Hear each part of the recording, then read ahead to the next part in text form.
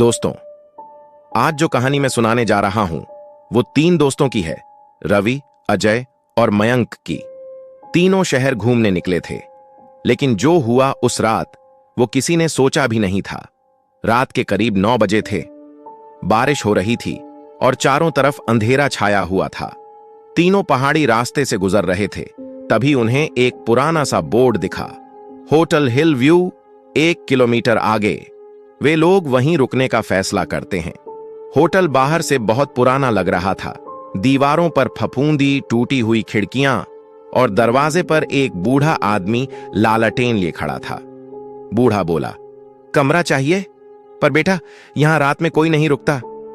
रवि हंसकर बोला, क्यों, भूत है क्या? बूढ़े ने कोई जवाब नहीं दिया, बस धीरे से चाबी थमाई और चला गया।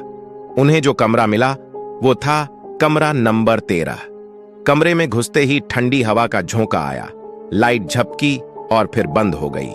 तीनों ने अपने मोबाइल की टॉर्च ऑन की और देखा दीवार पर कुछ लिखा था, वो आज फिर लौटेगी।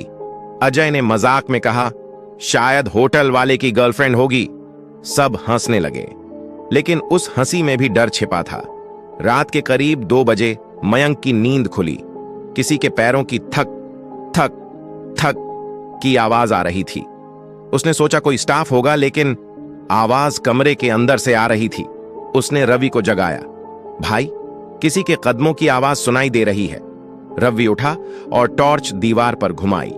वहीं कोने में एक औरत खड़ी थी, उल्टी तरफ मुंह किए। उसके बाल जमीन तक लटके हुए थे। अजय बोला, कौन है वहां? औरत धीरे धीरे घूमी। चेहरा आधा जला हुआ, आंखें लाल और होंठों से खून टपक रहा था। तीनों दरवाजे की तरफ भागे, लेकिन दरवाजा अंदर से बंद था। उन्होंने खिड़की खोली, पर बाहर सिर्फ धुंध थी। औरत अब दीवार पर चढ़ रही थी। उसकी हंसी पूरे कमरे में गूंज रही थी। कहा था ना, यहां कोई नहीं रुकता। रवि किसी तरह दीवार तोड़कर बाहर निकला। तीनों होटल के बाहर दौड़े। बारिश में फिसलते हुए नीचे सड़क पर पहुंच गए। पीछे मुड़कर देखा, होटल गायब था। बस एक खाली मैदान और बीच में कमरा नंबर 13 का दरवाजा पड़ा था। सुबह पुलिस आई। वो तीनों बेहोश हालत में सड़क किनारे मिले।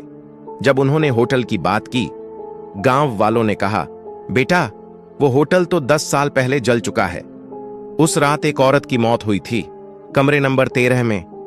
तीनों एक दूसरे की तरफ देखने लगे और तभी मयंक की जेब में से वो होटल की चाबी मिली, जिस पर लिखा था रूम नंबर 13वां।